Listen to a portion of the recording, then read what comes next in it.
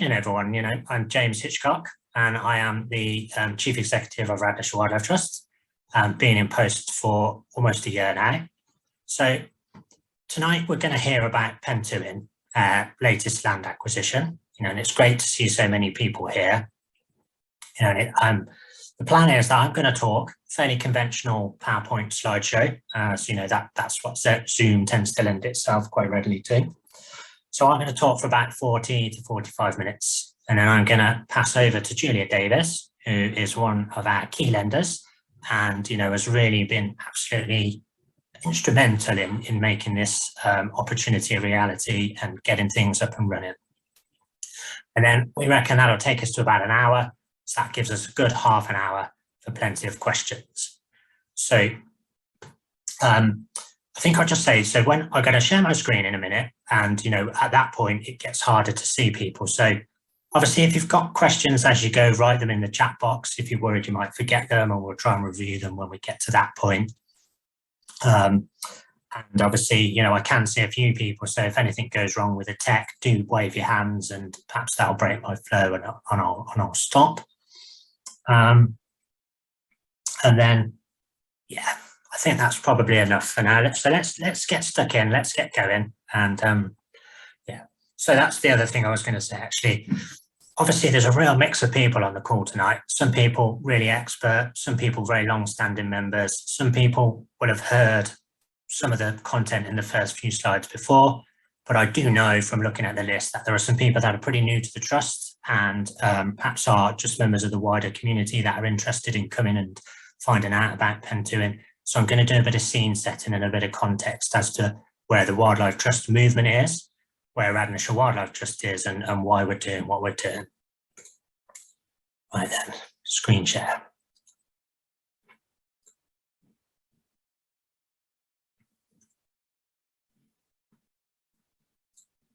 So can everyone see that? If Julia just puts her thumbs up, yeah, that's all good. Right, there we go. So that's a nice shot there. That's the new logo that we rolled out along with the rest of the movement on the 6th of January. Looking very smart, I think. And that's Pentwyn in the background. That's taken from the south side. And yeah, so setting the scene, Radnorshire Wildlife Trust. Well, I've joined at a fantastic time. It's a time where we've trebled in size in both turnover and number of staff. So we're up to 17 people, and we are an organisation that is very much active within the community. All our staff, give or take a few miles here or there, live in Radnorshire, as do 12 of our 12 trustees. We've got a nice blend of staff. We've got 30% are under the age of 30, so that brings a lot of energy, a lot of technical aptitude when it comes to the new digital world, and that means that we've been able to change and develop really quickly. And we'll come on to that in a little bit.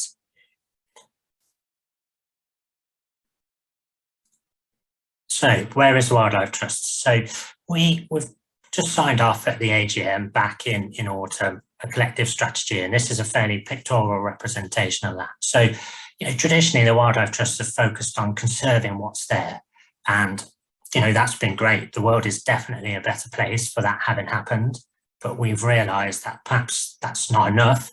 That's not stopping the loss. We've got to talk more about putting nature into recovery and restoring nature. And so we are championing and aiming to see 30% of the land and 30% of the sea managed for nature. So first and foremost for nature by 2030.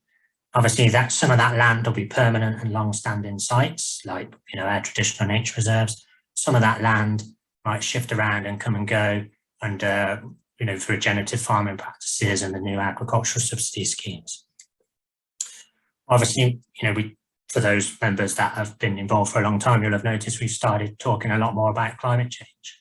That is the second biggest threat, well, second or first, depending on how you argue it, threat to nature that we face. We absolutely have to act, and the Wildlife Trusts have to live their own values and lead by example.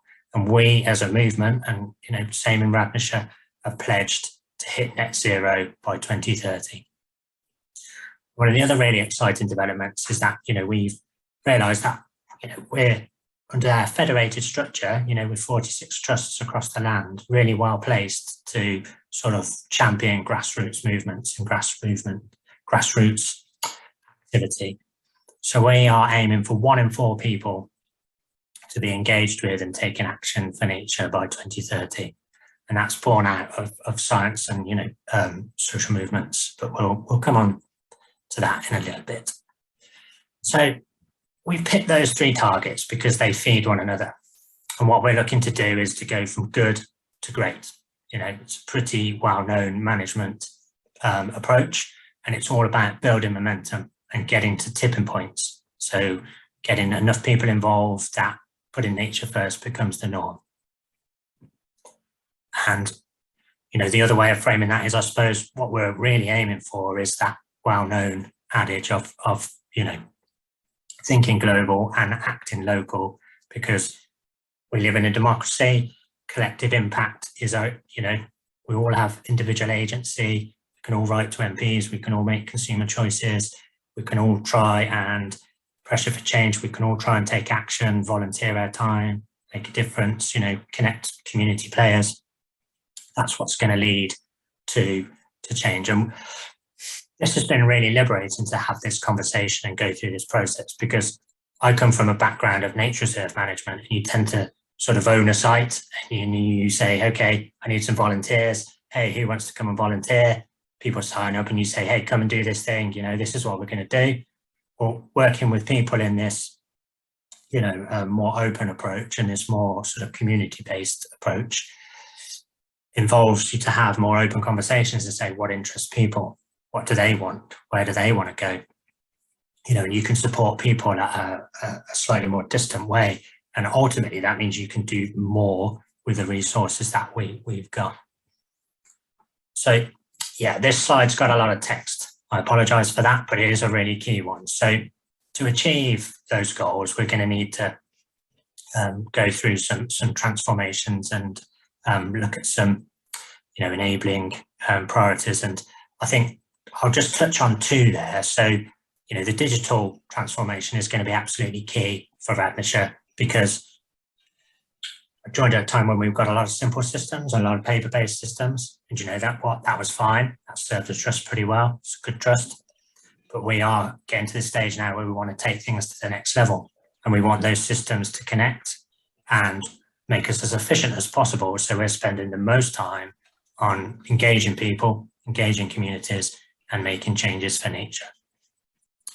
There's also some really good stuff in there about, you know, as a movement, we've been quite good historically as reinventing the wheel. You know, it's very easy, especially if you go through a bit of a tough patch, to just look within, you know, and we realise we've got to share best practice, we've got to support one another, and we've got to work together. And Pentwyn is already a great example of that. And again, we'll come on to that later. So I think before we get onto the detail of Pentwyn, I think, you know, trying to predict what people might be thinking about and what people might be interested in, I think we've got to look at, you know, why would you choose to own land? You know, it's quite expensive and it commits you to potentially in perpetuity as a trust. I think the first thing to say is, you know, we are realistic about the fact that we're not going to achieve that 30% target, of land being managed for nature by just buying land. You know, that's not affordable, it's not necessarily desirable.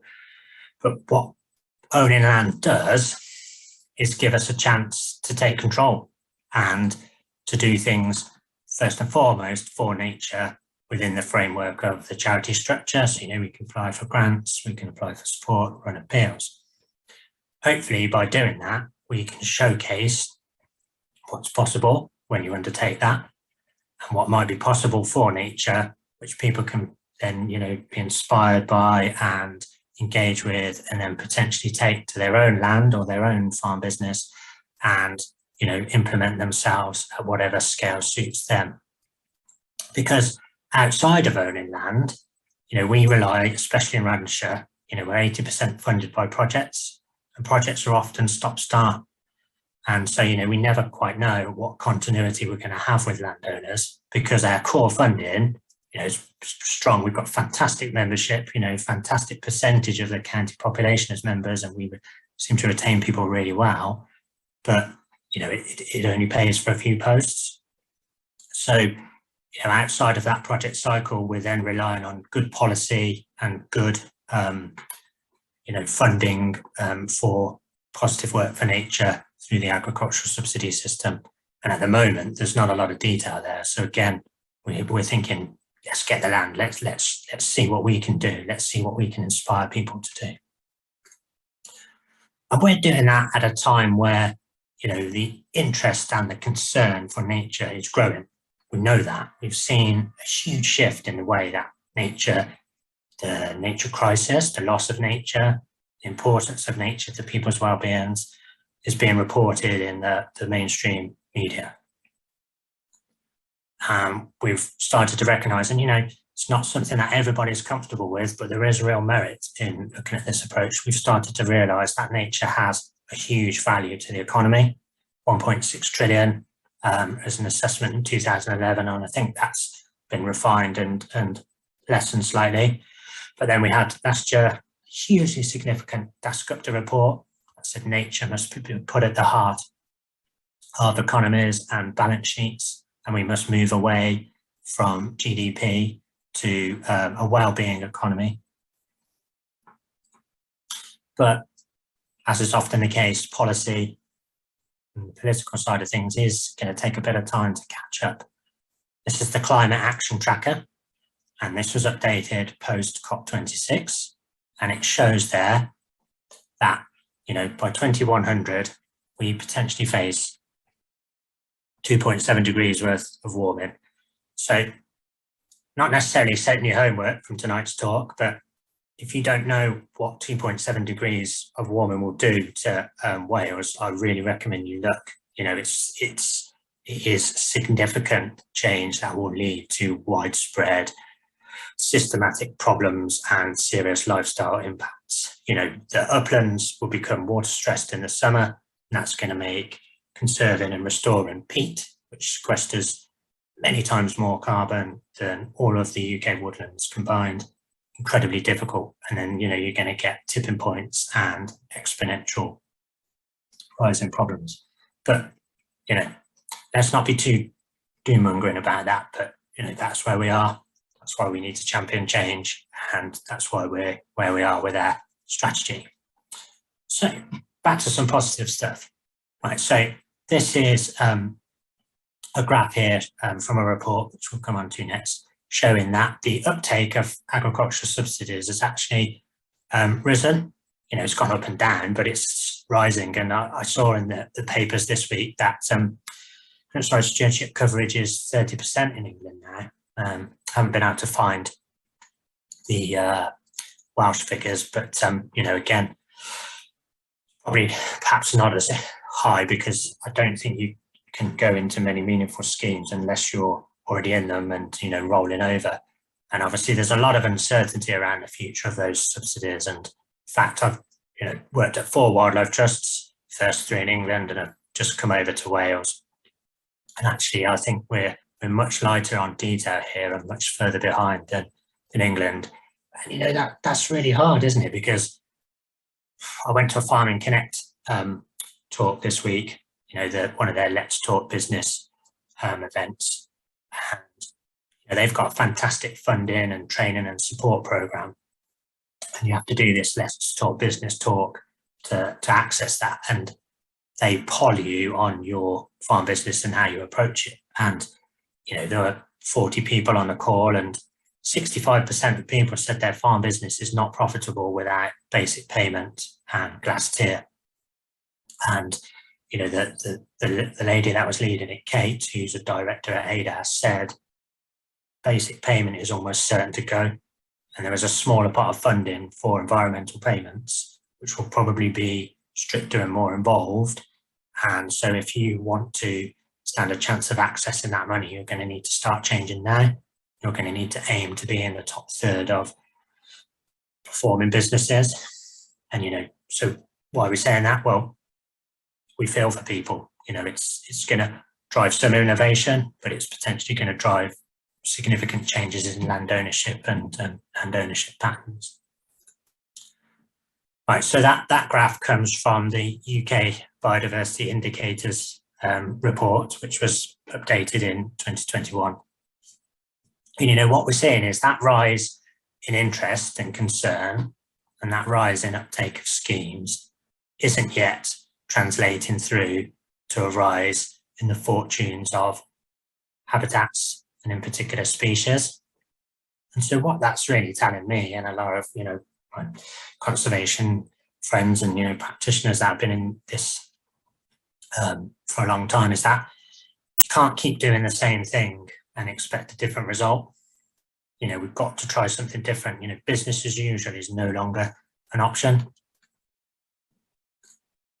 And here we've got again another graph showing that the conservation status of UK habitats of European importance is really still by and large unfavourable, and it's either unfavourable and stable, which is not something to shout about, or unfavourable and declining by majority. We've also got a steady fall in the relative abundance of species, and I think restoring nature is not just about focusing on the rare or the uncommon, although or the specialist species, although there's you've got to take note of why specialist species have declined. They're the ones that generally need large connected landscapes and different stages of vegetation and complex habitats. But it is about abundance, and it's about abundance of common species. We need people to experience wildlife-rich habitats. And part of the reason I put those slides in, because I found them a really good visual, and that was new data I haven't encountered before. And it was also to try and stave off my addiction of the State of Nature report, which seems to perennially feature in so many of my talks. But I haven't quite weaned off yet and gone full cold turkey on State of Nature. Got a few slides in here from that. But again, that just reiterates that, you can see there that, 30% of species in Wales are found in fewer places. But it's the slide on the left that shows that only 8% of the UK has got any form of full legal protection, and only 4% of that is actually in good condition. So we're going to come on in a minute to the laws and principles which have guided a lot of modern conservation. And that relies on there being sort of heartland sites and source sites that are going to help repopulate the wider countryside. Well, if only 4% of those protected sites, which, I know, and many other people who work in conservation will tell you have lost many of its original species of interest, if they're not in good condition, that's not enough to repopulate the countryside, isn't it? Is it? We're going to have to create new sites, and we're going to have to create really good, high quality habitat in an affordable way. And we're probably at some point going to have to put species back. And that doesn't necessarily always mean the exciting, the exotic, the big predators, although there is value in doing that where the time and the location is right and the proper consultation is done. But it might mean putting curlew back. At the moment, curlew in Wales predicted to become extinct by 2035 unless there is significant landscape change. Putting electric fences around nesting pairs and shooting crows, or oiling the eggs and shooting foxes, that is only staving and slowing the problem and the likely extinction. On its own, it's good. I wouldn't discourage people from doing it, but it's not enough. You've got to change the landscape. And in some areas where curlew have been lost, because they're so site faithful, you might have to put them back. And, we need to sort of get used to that. And the other thing that we want to do, and the other thing we almost must bear in mind is, many of us, and my baseline is going to be different from, some of the people on this call's baseline and some of the trustees, but a lot of people have forgotten what good looks like for nature. And Pentwyn is a move to try and show people what good is going to look like for nature under the new agricultural subsidy scheme and under the modern world, effectively. So the laws and principles, that's been a real guiding light for the Wildlife Trust since 2010 when the review came out. And that's really shaped what we were calling living landscapes. So they were priority areas where typically trusts owned land, and there were high numbers of local wildlife sites or designated sites, and the countryside mapped as having potential to be connected ecologically. So Pentwyn sits within the hills of East Radnor living landscape and within a wider marches landscape, which at the moment we're calling the wilder marches, but we'll come on to that in a bit. So here we go, a sort of classic planning map. Right, so here we go. This red here is Pentwyn, 164 acres in size, bridges the Llanbista Road, and it's immediately adjacent and connected to Cynwch Bank site, which is then part of the much larger Crown Estate land of Beacon Hill. So that's 5,000 acres in size or thereabouts, and Cynwch combined with Pentwyn is 312 acres, I think, which makes it our second largest nature reserve. Pentwyn Farm has given us hill rights on the land, which is really exciting because, we're in a world now of no fence collars. We may be able to graze some cattle on there, which will help with the ever increasing bracken, and obviously allows us hopefully to attend commoners meetings and, maintain our involvement in that site. Because at one time, Radnorshire Wildlife Trust had the conservation lease on there, and I mean, it's a cracking bit of upland, and I'd really encourage you to go. And one of the great things is, obviously, if anybody is on the call that's from outside the local areas, you can actually get here by public transport. There's a train station about 5-10 minute walk away, and you can have yourself a lovely modern sustainable staycation, and visit a couple of Radnorshire Wildlife Trust reserves and have a jolly good old bracing walk as well. But here within the wider landscape, we've got other triple SIs here, and just down here, that's getting over to Minophosoides, which is in the Radnor Forest, which is this area here. And that's 5,000 acres of public estate. And Minophosoides is, one of my favourite sites ever, to be honest. I mean, it's an absolutely pristine montane shrub heath bog, which we are working with NRW to take further steps on, protecting by increasing the capabilities to hold back water on, by blocking ditches. And you've got really ecological connectivity between these two sites. And if people are willing, the potential to join up the area.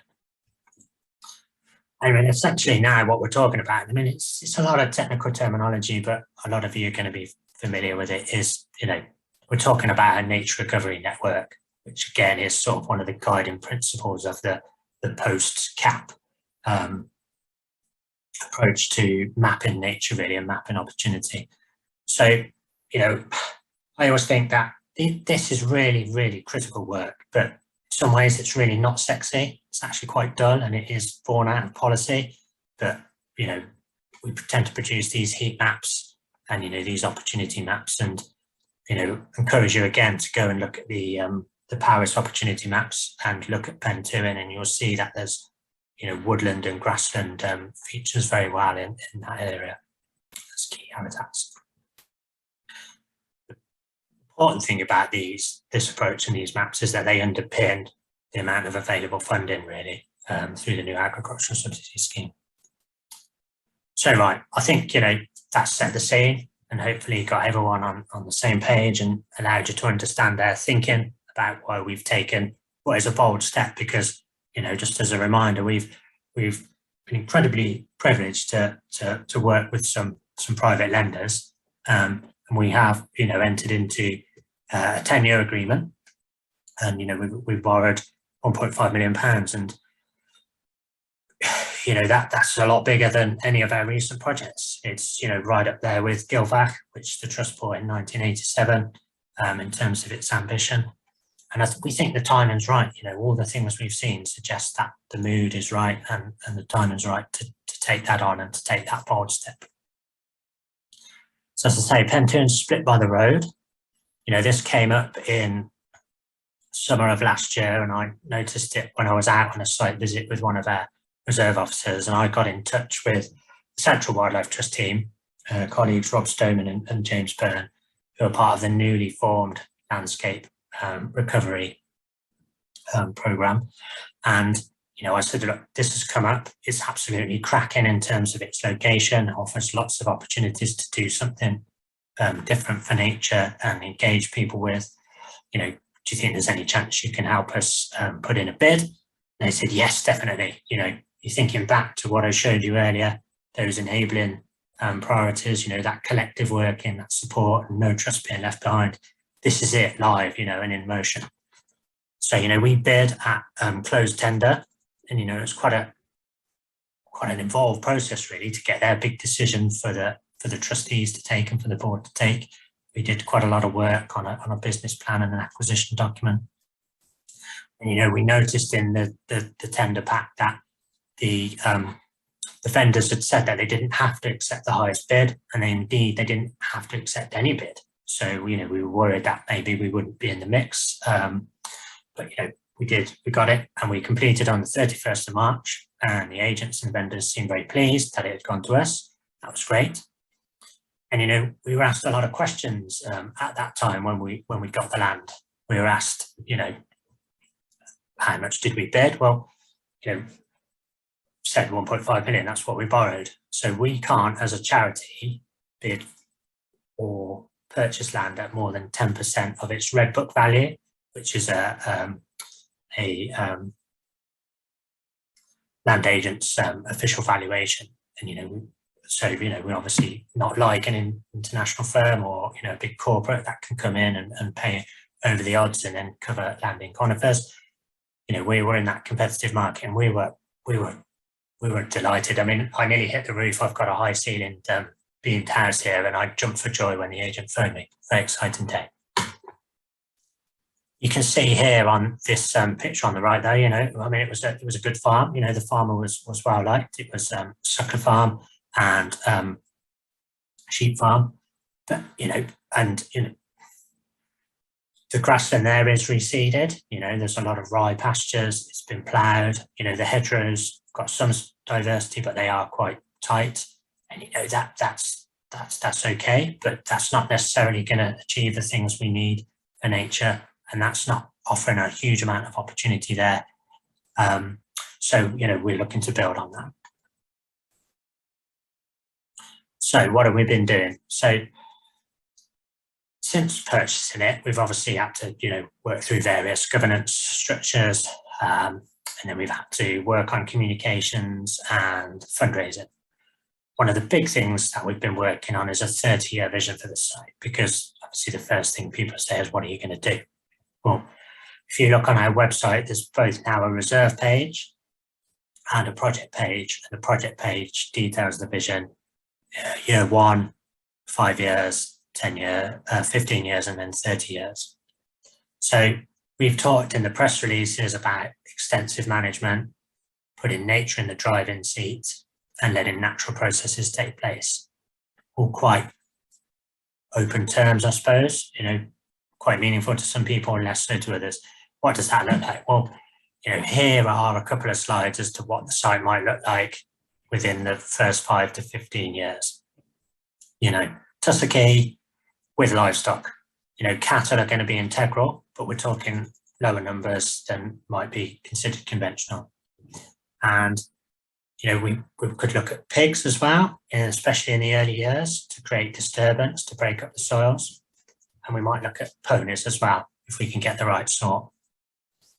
We'd look to have cattle there year round, because they get to know the site. They have social structure and social hierarchy. And if you run a bull with a herd, that again changes the behavior, changes the way they interact, changes the way they disturb the site. As we'll come on into in a bit, disturbance is absolutely key for allowing natural processes to take place, allowing shift, and providing plenty of food, really, because think back to that slide, a lot of the species loss, especially in terms of birds, has come from the fact that there's just nothing to eat a lot of the time. There's hedges have flared, berries have gone, insects go. they're basically starving to death, and that's if they've had the cover in the first place. So, we're not saying Pentwyn is a farm at the moment, but we will be farming. There will be food as an output, and we will be looking to work with local farmers, potentially a tenant to deliver that. And it's at this point when you think, well, actually, one of the ways to explain what we've done is to actually look at Gilbert, which we've had, as I say, since 1987. That's been our flagship. People go there and they absolutely fall in love with that site. That's given us members from all around the UK. And I mean, I love it. I first went there at about 7 o'clock in the morning in the early 2000s on a day trip to the Elan Valley bird watching. And, it's full of woodland birds and birds of upland. It's a beautiful, quiet place, and at its heart, the Trust has created some really species-rich pastures, some hay meadows, and we've got, stuff like Welsh clearwing there, we've got otters, you can watch salmon leaping.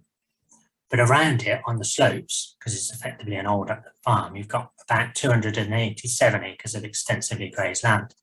And in recent years, our grazing's been a bit off and on, but we've been working with our grazier, who's a local farmer, and we've recently bought no fence collars, and we're going to hopefully within the next month or so put 3 cattle out onto the northern hills, and we're going to look to have those out for most of the year.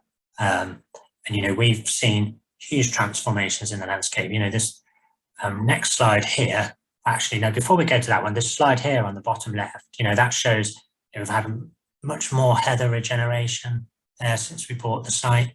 We've had much more scrub and trees come in. We've got much better buffering against the watercourse. You can just see in the distance here, I think I'll just move my cursor, if you can see that, you can just see here the neighbouring land, and there's a really hard line. That's their fence there, that's their boundary. That's where it becomes the more conventional sort of hill landscape of mid Wales. And that is that said landscape. I'm not saying that is, terrible. It complements in some ways some of the work we've done at Gilbert and provides food for certain sorts of birds. And the short turf can be useful for invertebrates warming up in the early morning sun. But, when you've got that as the dominant land use and the land feature, that's not enough for wildlife. That's not complex enough. That's not providing cover. That's not providing food. That's why we're seeing the species loss that we're seeing. That's why habitats are in unfavourable condition. We thought about hay meadows at Pentwyn, and this is an absolutely cracking site here in the Elan Valley. And we've been through a similar process at Gilbert, and when I started, I spent a lot of time with staff going out and asking questions about what their thinking is, what they've done and what they've tried. And we said, within that heart of Gilbert and that conventional pasture setup, have you thought about taking all of the fences out and just grazing the whole site more extensively? Because, it can be quite tricky to get access there, especially in the winter. They said, oh, James, we've just put all the fences in, we've just renewed them all.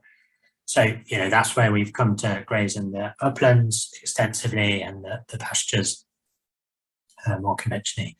But what we're thinking now is, well, okay, we've done that at Gilbert. So perhaps at Pentwyn, we'd look to have the majority grazed extensively. And the reason for that is, yes, hay meadows are great, but they are sort of, land habitats that you're trying to hold statically at a midpoint of succession. And they are pretty high input. They rely at the moment on pretty carbon heavy machinery. And, it's quite prescribed management. So when we talk about natural processes and spatial shifts, what we mean is stuff can move around. In a hay meadow, you're thinking about specific communities, specific climaxes of vegetation types that are born from regular management. So you're thinking about having, you want X number of orchids, you want X number of vetches, you want X numbers of grasses. we're not saying we won't have any, but that's going to very much be the minority part of the site for those reasons. We don't think that we can maintain that form of management at the scale we need. We don't think it'll show or inspire people to do anything differently. So let's get on to natural processes then. We've already been talking about it. So what's it mean? I mean, nature likes disturbance and dynamism. It likes to expand and contract. And, people, I've heard it said the best ideas are often around the edges. And, sunset, sunrise, that's the edge of the day, isn't it? That's the beautiful time. And that's really, where you find the most wildlife. If you look at woodland and, woodland management and modern woodland management, it won't take you very long to find the statistic that 90% of wildlife is found in the 10% of edge. That's where you get the biggest temperature gradients. That's where you get the scrub and the structure and the diversity of larval food plants and nectar sources. And, we've got that phrase spatial shift. So at a conventional nature reserve, especially where you've got a hay meadow, you'll say, well, that top left corner, that's where we have the scrub. And we have 10 square meters of scrub, and we cut 2 square meters of it every year on, a 5-year rotation. Well, that's not how we're going to approach Pentwyn. We're going to say, well, we want scrub and we want, naturally regenerating woodland. And, we're probably going to have some more conventional things as well, but, predominantly that's what we're going for. And we're going to let that move around. We're going to let that move around based on the grazing animals for the large part. So we're going to have more fluid targets. And I've written the word scruffy there because some people will think of that as scruffy, because we've got used to a very, very tidy landscape, but that's not what nature needs. That's what's not going to change the fortunes of a lot of the species we've been thinking about. So some of the benefits of doing that, and you can see it in part, especially on the northern side of Pentwyn, that we're going to be able to demonstrate nature-based solutions, which, basically are the unrecorded benefits that nature provides for us. So the cleaning of the air, the cleaning of the water, the retention of the water, the slowing of the flow to alleviate flooding. So when it rains and, those rainfall events, which are becoming more intense, more regular, they don't just whoosh down off the hills into the river and into the nearest town. So we're going to allow that scrub to form, especially on the ravine sections in the north. We've got coniferous woodland, which we will look to fell and restore as broadleaved. And, we're at the head of the Lug. The River Lug, which is a triple SI, rises on Pool Hill, which is about 1 kilometre north of Pentwyn. And, that's a river that flows into the River Wye and the special, the River Wye Special Area of Conservation. And, it's in reasonable heart that high up the catchment, but lower down, it's failing quite badly on its water quality status. And again, we can showcase what forms of management can be undertaken to prevent soil erosion, to prevent nutrient runoff, because we've seen in the Environment Audit Committee report today that unlike a lot of rivers in the UK, the Wye fails primarily because of agricultural sources of nutrient. And that the ratios and the balance of that are much different to all of the rivers. Looking at 60–70% of phosphate coming from agriculture and agricultural runoff. So, we've been asked about tree planting, and we haven't decided exactly what goes where, and that's why I haven't got any spatial maps, because, at the moment we've been looking at principles when we've been looking at other things, which I'll come on to in a minute, but probably will do some tree planting. There's a bit of boundary on the southern side that is pretty open to the prevailing wind. I think there was a hedgerow there historically. We might look at creating a shout about there, which hopefully will also benefit the neighbour and his stock. And we might look at gapping up and increasing the species diversity of hedgerows. And where we've got hedgerows, we'll let them expand and become really chunky. So you've got lots of dense cover and lots of grading, what we call ecotones. We've got areas of the site where it's rushy, and we've got old field drains, and we'll look at doing feasibility studies and see if it's possible to create pools, ponds, scrapes, potentially slow some of the flow and hold it back as long as it doesn't impinge on our neighbours, and create wetland features. That's going to be super for feeding for any snipe and curlew that still remain on Beacon Hill.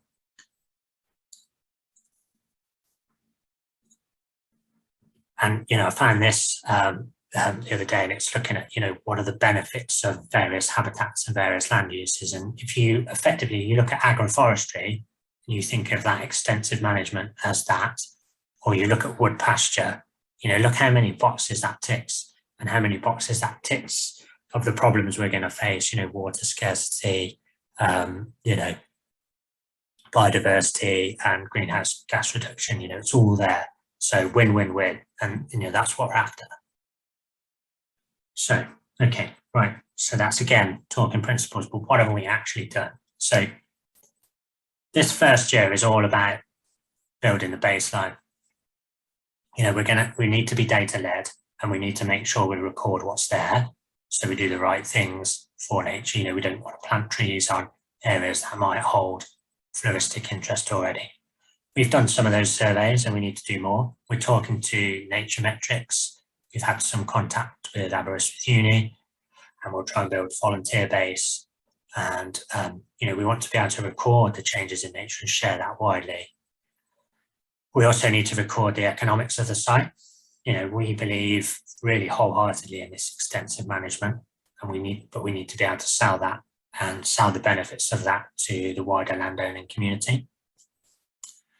As I mentioned, I attended a Farming Connect event this week, and we've signed up with them, and we're looking at getting a carbon audit of the site done and soil tests to test the nutrient status, because that again dictates, some of our location of any reseeding of any grassland to kickstart species-rich pastures. And it also dictates how we manage expectations, because if we come back with high phosphate readings, it can take a lot of time to reduce that nutrient, and that will affect how many species come in and how quickly. We've also been working on our funding strategy. So we've been having initial conversations with a number of funders, Garfield Weston most recently, and we've submitted a funding application to Bannister Charitable Trust and an expression of interest for a small sub 250,000 project to Heritage Lottery Fund. And we've been thinking about what corporates, what donors we might approach, and when we might do that and how. And we've been thinking about what an appeal might look like. So I think the main conclusion we've come to is that we're not going to just run an appeal from day one like you would with a much smaller land purchase. Been involved in buying a lot of land over the years. If you buy something at, say, around 200,000, you tend to go straight with your appeal.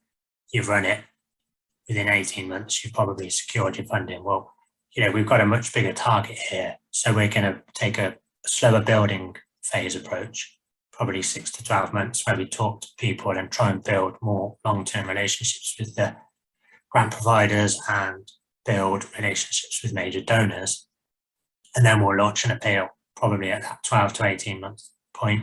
And that will most likely run for 2, maybe 3 years, and we'll have a bigger ask. So obviously, bear that in mind. And when it does come out, please, obviously, do consider giving, but most of all, do share it widely and champion it, because, as I hope you're seeing, this is a really exciting project, and a really good chance to do something different. The photo in the middle, that's my first big check experience, actually, in nearly 19 years of working in the charity sector. It was a rather cold day, and, not the greatest ceremony I've ever been to, just the 3 of us, but we are very grateful to the SWG group, who basically are SWG Construction, who are a family firm based in Wales with offices up in the northwest as well. And they've given us money for fence repairs on the site, which is going to greatly facilitate and ease getting cattle back. And that's, as I say, our first donation. Obviously got Yolo Williams as our patron, and that was a rather fun morning where we met him on site. So that's Jenny, Chris, he's hugging quite firmly there, who's our chair. And that's the first time Jenny and I have met him. So we had a good chin wag and took him round, and we filmed a bit of video content there, which hopefully we'll be able to use for our appeal. But also Yolo is now a vice president of the Wildlife Trusts. So we were able to film some content for him accepting that as well, which was great.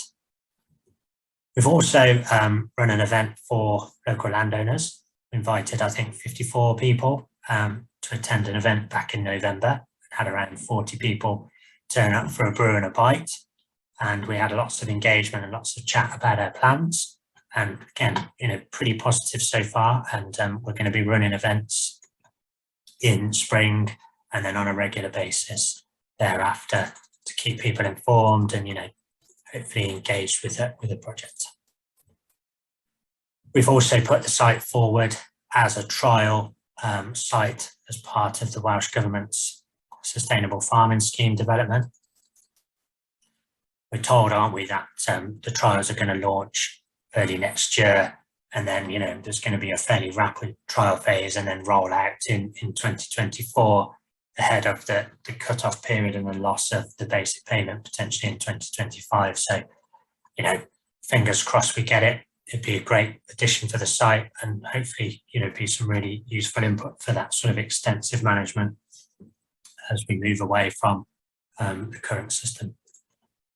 Now, the next thing is, obviously at the moment, I've been the site lead, but I'm chief executive and I have only been here for a year, and as you've seen, we've as an organisation come through a lot of change, and I've got quite a lot of other stuff to do, and the team to support and further funding to find to keep existing projects going.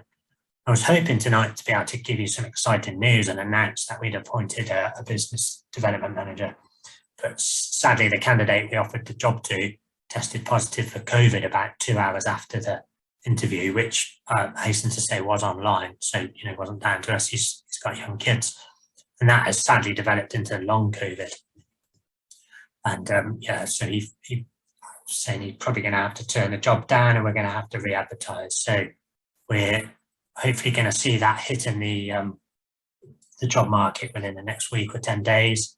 And it's going to be advertised as the Pentwyn manager, perhaps the wilder Pentwyn manager this time, to try and make it a bit more exciting.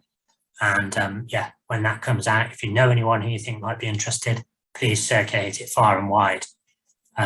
It's going to be launched as a 24-month contract, so fixed term, but we think that we will be able to get further funding, and there's a high likelihood that that will be able to become a longer term job, and there's certainly the need and certainly the opportunity for that. Thankfully, though, as I said, we are working closely with our colleagues within the movement, and we've been very lucky to have James Byrne, who is the Landscape Recovery Programme Manager within the Central Wildlife Trust team, on secondment for 12 months. So James has been doing a huge amount of work with us for a couple of days a week. And he's been absolutely integral in helping us build relations with donors, grant funders, and make those initial plans. Okay, right, so buildings then. So, coming to the end of my bit now, and I'm going to hand over to Julia shortly.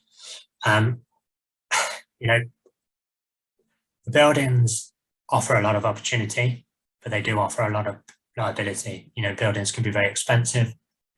We've commissioned detailed surveys on them, but really we need the site manager and the project manager to start to really fully appraise the options. We've talked around the idea of maybe getting in tenants and having them living on the site, being responsible for the stock, maybe helping to run holiday accommodation, be that wild camping or something in one of the barns or the other buildings, or we could perhaps run working holidays, lots of options. All depends on how much improvement works we have to do and how much funding we can get for that. as I say, that's probably all we can say for now. We have had interest though from several people in renting a bungalow, and it is suitable for that. But we don't want to rush into anything at the moment, because we don't want to sort of get someone in and then potentially only have them there for a few months. So we're going to delay any serious decisions on the buildings until the manager, the Pentwyn manager, is in post. Not all of the site needs to be extensively managed. We're really keen to offer opportunities for community food growing, if we can pull it off. And we're really keen to try and embrace some of those sheds and those bigger buildings to undertake new forms and innovative forms of production. So we're going to look at vertical farming. We'll look at market gardening, because we've got the space there on that flat roadside field, potentially, to have set up there with somebody potentially then renting or living in the bungalow. And we've got some expertise in the trust, because Alice Tite, who owns Ross Market Garden, is one of our trustees. And we've got to seriously look at what sort of business arrangements we enter into for the farming side of it and the livestock side of it. It'd be fantastic to work with someone that's really local. It'd be fantastic to work with someone that's young, because this isn't really well suited to someone starting out, and it's really would be great to go on that journey and that sort of modelling and that building that understanding of a new form of land management for nature with someone young. And it'd be great to be able to do it with someone that's a new entrant. But again, all options to be explored. We'll obviously look to run events, training courses where we can, guided walks. So at the moment, the site, as the reserve page on our website will detail, is not open for public access outside of the existing public rights of way. So thankfully, the Heart of Wales line trail, which is a fairly recent long distance footpath, does run through the site. And you can walk there, as I say, from local train stations. And there is some parking, if you're careful, on the verges around the site. And you can pick up public rights away from there. But we do ask for now that people don't park at the site or visit the site and just wander around. Especially because as we move into spring, there'll be a lot of activity, and we'll be hoping to have grazing back on site again. As I said, we've got existing projects, Green Connections, Stand for Nature, which is working with 9 to 24-year-olds, and Ross Pasture. And actually the Ross Pasture project does cover as far as Pentwyn. And, we might be able to do some restoration and creation work there on site and use that as a demonstration as part of the project. We've grown, but we're still a small trust, and we need to make sure that all of our projects tie in and complement each other really well. And so then the last thing to do is to say that, I've touched on this idea of working in the wider landscape, and obviously that relies on, funding, and it relies on agricultural subsidies falling in the way that we think they're going to fall.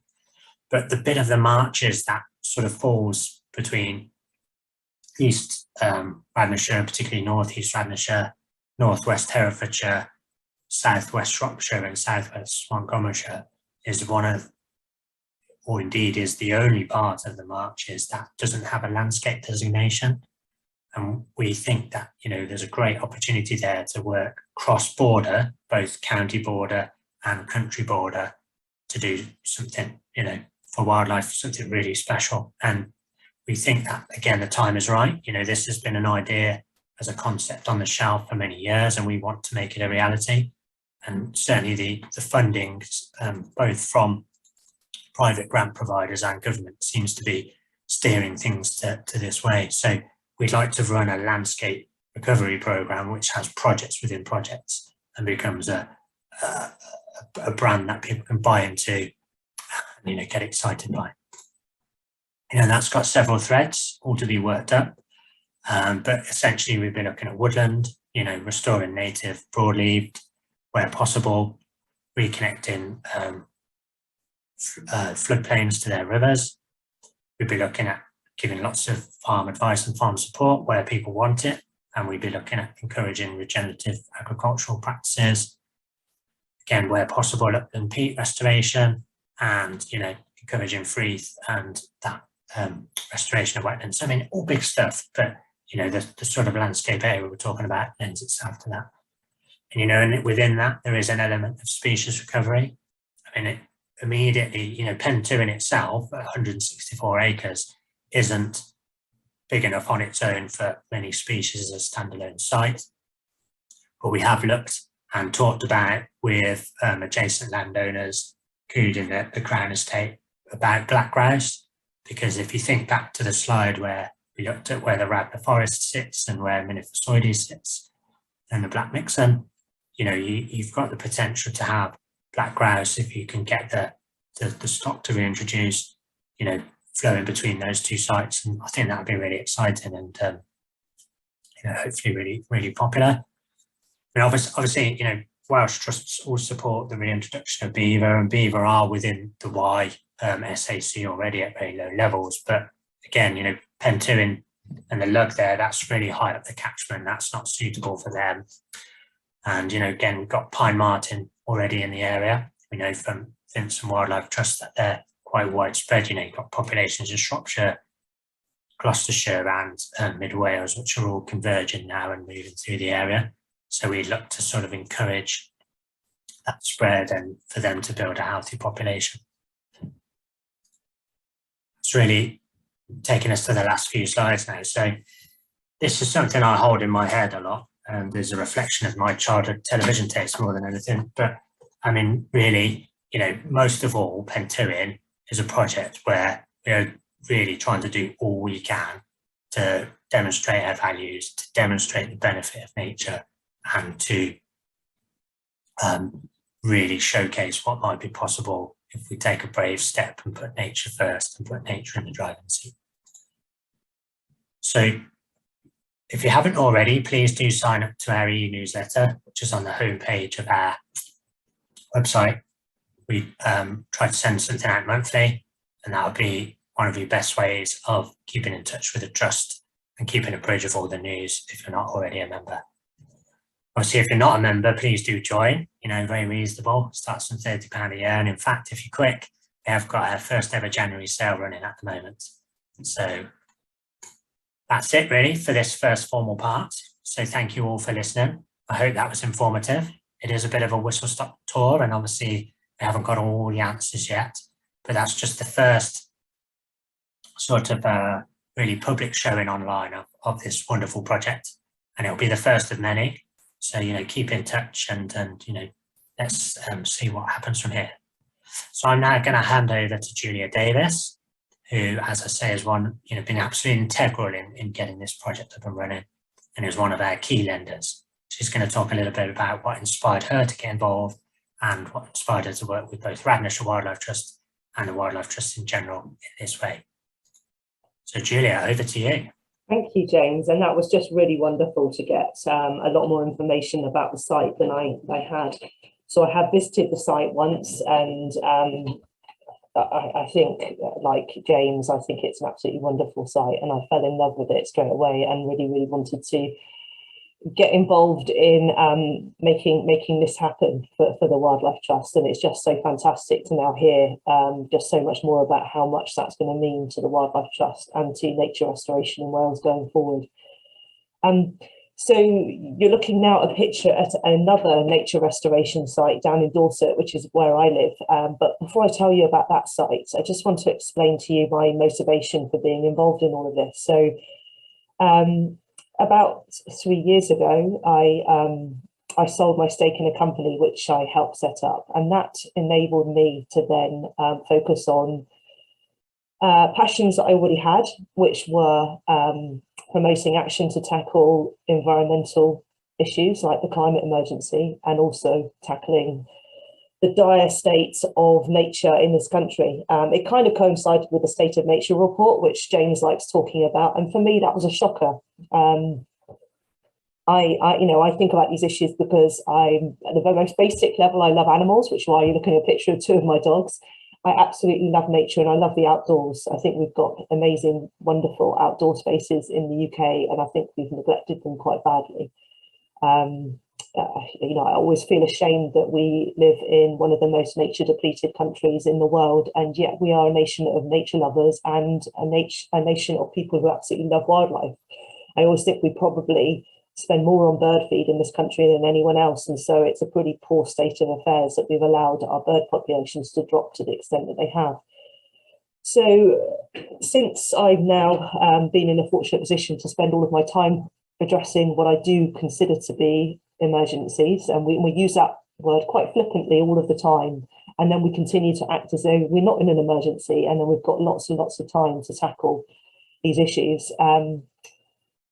Since then, I spend a lot of time, you know, reading up on and thinking about things which are really quite negative. And if you do read what the scientists are telling us about the extent of the climate emergency and what that's going to mean for us all, particularly if you've got children and grandchildren, which I've got children, I'm not at the grandchildren stage yet, it's extremely worrying. And as a parent, I think it's my absolutely fundamental duty to do what I can to tackle that issue. And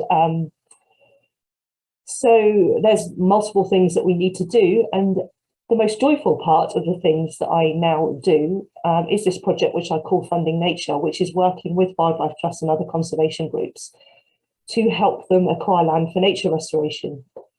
And as James said, I think that the essence of what James said is that we need to, if we're actually going to tackle restoring nature to anything like the condition it should be in this country, we need to act a lot bigger, on a much bigger scale, and we need to act a lot faster, and we need to be doing a lot less of you know, fussing over small spaces and keeping them in a really pristine condition. And we need to be thinking about keeping really larger areas in a state in which nature can at least survive.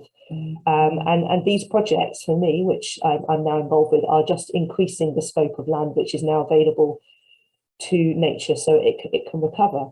But it's not just about nature, because we as people, we are part of nature. So for me, these projects are also about people. And whilst nature has been excluded from a hell of a lot of the land in the UK, people have too. And there's, you know, we tend to think that the countryside is somewhere that we all get the right to sort of, you know, go out and explore, but a lot of that countryside isn't available to us. So I'm really passionate about supporting wildlife trusts to make more land available for people to experience, because if we don't make land available and really accessible for everybody to get out there and enjoy, so they all get to experience, you know, the wonderful, you know, restorative nature of being out in our green spaces, they're not going to care. People aren't going to care about wildlife, and we really, really need people to care an awful lot more about wildlife. So this Funding Nature project, which I'm involved with, is very much about restoring land, not just to nature, but to people too. So what you're looking at there in front of you is a sort of a rough plan of the first wildlife trust acquisition that I was involved with down here in Dorset. And this site is called Wild Woodbury. It's near the village of Byrne, and it's quite different to Pentwyn, and that's one of the really exciting things about this whole Funding Nature project, is that throughout the UK there are going to be areas which we can help wildlife trusts acquire, and they're all going to have different features, and they're all going to bring something different to addressing what I consider to be, you know, the triple emergencies which we're facing: the climate emergency, the biodiversity crisis, and basically the crisis with people in terms of our mental health crisis and our disassociation from nature. We need to tackle all of those, and each piece of land which we acquire will fit into that, and some may focus more on the addressing the climate emergency, and there will be projects where we can restore peatland. And then others will be more about, you know, really providing places where people can get out and experience nature much more easily. And the wonderful thing about Wild Woodbury is it does kind of all of those things, because it happens to be right near the village of Byrne, and so it lends itself really well to being what we're calling it a community nature restoration project. And so their community is absolutely going to be at the heart of this project. And sometimes these nature restoration projects can be criticised for being, you know, not really considering the local community and not really considering the sort of wider needs, and being a little bit tone deaf. But we can't be like that, because the reason we're doing all of this stuff is just as much about people as nature. You know, that all of these crises, we talk an awful lot about the environment, and I think that enables people to not really associate it with us as people. But the reason we need to address all of these things, because it is threatening our future, and it's threatening the future of our children and grandchildren. And that's why I'm incredibly passionate about working on this and working on these projects urgently. We can no longer take a sort of a slow, staggered approach to all of this. We need to act really, really quickly. And that's why I'm really passionate about this Funding Nature project. And what that project is all about is finding new ways to finance wildlife trusts being in a position to act quickly when land comes on the market. So when this particular site became available, Radnorshire Wildlife Trust had to act really, really fast, way too fast, to sort of put in grant applications or start fundraising appeals or anything else, really. The only way that this acquisition was unlocked was because I was willing to come forward and say, yes, if you buy this land, I'm willing to loan you the money. And that was as part of this wider project, which I keep calling Funding Nature, which is about bringing a number of people in who wish to support conservation in a wider sense than just providing donations. So they are looking to allocate more of their funding and more of their wealth to helping to restore nature than they're willing to give away forever. And so, you know, this project, you know, James was in a position where he could go in and put that bid, because I'd said I would lend. But then during the remainder of that the time that we had up until completion, we continued to talk to the other network of people that we've brought on board through this Funding Nature project. And we managed to get 3 other people to come in and support this project, which is a really wonderful new form of supporting conservation. And I see it very much as a different way of considering investing for my future and my family's future. I passionately believe that in the position that we are now in, you know, facing imminent, extremely dangerous climate change, it's not enough for me to invest for just financial return, because that's not going to protect my children in the future. So what I need to do is to consider my overall sort of approach to planning as investing some money, of course, for protecting, you know, financial return, but some money, as I'm doing with these projects, in basically tackling the climate emergency to hopefully, because I am an optimist, provide my children with a more secure future, because if we don't do that, they are facing something really quite stark. And you may think that that is not associated with what Wildlife Trust, but it absolutely has to. I mean, James said that perhaps climate change is is the number 1 threat to wildlife. I would say it absolutely is the number 1 threat to everything that's living on our planet. And that's why we really need to be thinking about it. But we need to also, at the same time, be recognising, you know, that the biodiversity crisis, which has happened because we haven't really understood how important nature is to our very survival at all levels. You know, our commercial survival, as well as our you know, the homes that we live in. These are all things that we need to be thinking about. But these projects are also incredibly joyful, because with each of them, we're going to, those of us that are involved with this, are going to be able to see really firsthand restoration happening before our eyes. And that's what we're already starting to see at Wild Woodbury. So Wild Woodbury was intensively farmed. A small area of it was grazed by cows, a relatively small area, and then predominantly the rest of the 420 acres was used to grow food to feed to those cows. Going forward, we are currently sort of very much talking to local farmers, and one in particular who's a tenant farmer, about getting involved in continuing to produce food on this site, and potentially we could actually be grazing the same number of cattle on this site, but we'll just be doing it in a different way. So, you know, sometimes, again, something that sometimes people are concerned about with these nature restoration projects, particularly where they are on former farmland, they're concerned that, you know, we're no longer going to be producing food and we're just exporting the problem of food production outside the UK. Well, that doesn't have to be the case. Here, we're going to be producing food. We're just going to be doing it in a different way, a much more extensive way, as James mentioned.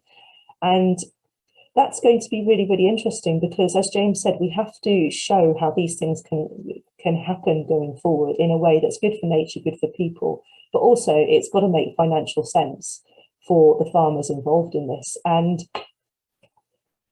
we are in a fortunate position where we can really help show that and demonstrate it going forward, because I'm not a farmer myself, but I am well aware that at the current time, farmers are being squeezed at both ends. They're being squeezed from the point of view of, you know, people not being willing to pay the price for meat that's been produced to high standards. And at the other end, the inputs which farmers are having to buy in to farm in the more traditional ways, well, traditional over a period of time, the prices of those are going up and up and up. So we have this fantastic opportunity now where possibly it's making financial sense to change the way that some of our land is being managed, as well as making sense for nature and people. So we now have two projects already in the bag for this funding nature project concept. That's Wild Woodbury in Dorset and Pentwyn in Wales, and we've got multiple other ones in the pipeline at the moment. So whilst, you know, I hope everyone here is here to sort of hear about Pentwyn and Radnorshire, if anybody here is interested in sort of finding out more about this concept and finding out more about how that works, then please do let us know. And it is really incredibly exciting that in a not so near future, we're going to be able to look at a map of the UK and we're going to be able to see multiple projects like this happening across the board. And one of the many great features of that is each of these projects are going to be able to share knowledge across the network of these projects, but not just across that network, also with other local landowners, because as James said, you know, we're not going to solve any of these issues with just what we're doing on these sites. But the great thing about doing projects like this through the Wildlife Trust is they have access to so much expertise and resources that they are going to be able to act as demonstrators to show that how the management of land and the state of land can be restored without spending lots of money on the land. So that's something we're really passionate and focused on in Dorset, because not everyone is going to be able to sort of put in big grant applications or be able to rely on sort of putting out fundraising appeals. When private individuals are doing this, they're going to have to be able to do it in a way that they can manage from their own resources.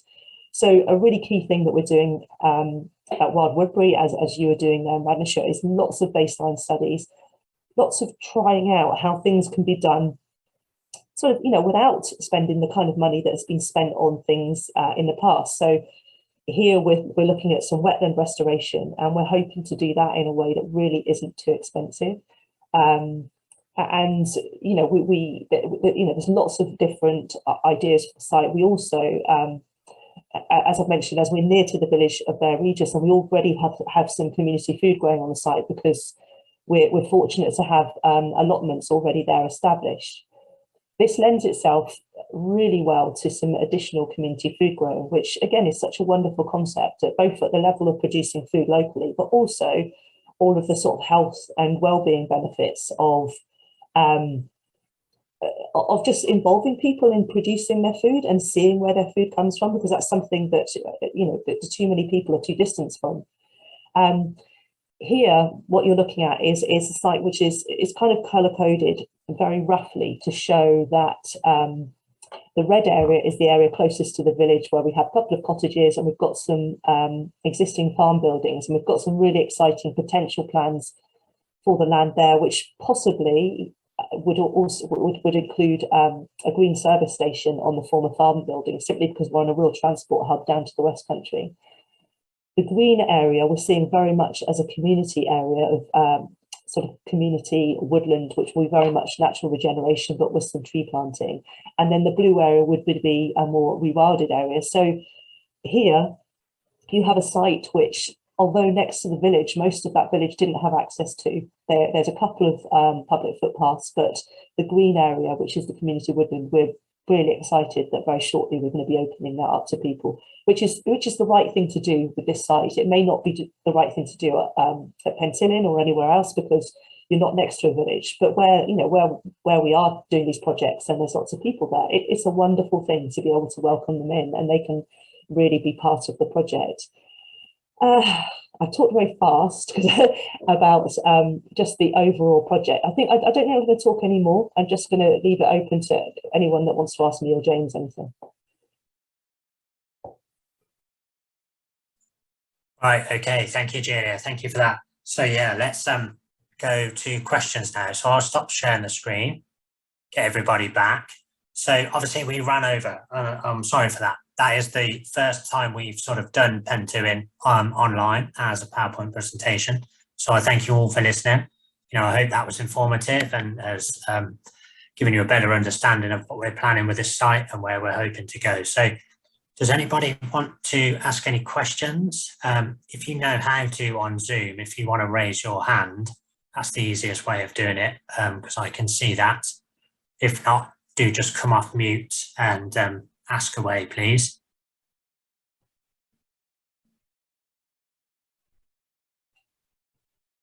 Silence. I wasn't necessarily expecting that, but that's okay. I mean, I would say that, this is the first in, many talks and chances to interact. And what we've said when we, met the local community is we want to run an open door policy with this site. We want people to pick up the phone if they're worried or pick up the phone if they've got any questions about the site. We do want to involve people. We want to showcase what we're doing. We want to try and interest and inspire people. So, if there really are no questions, I guess, I just thank you all for coming and giving up your evening and listen to that. Thank you to Julia for attending and, look forward to updating you further as the site develops. Good night, everyone.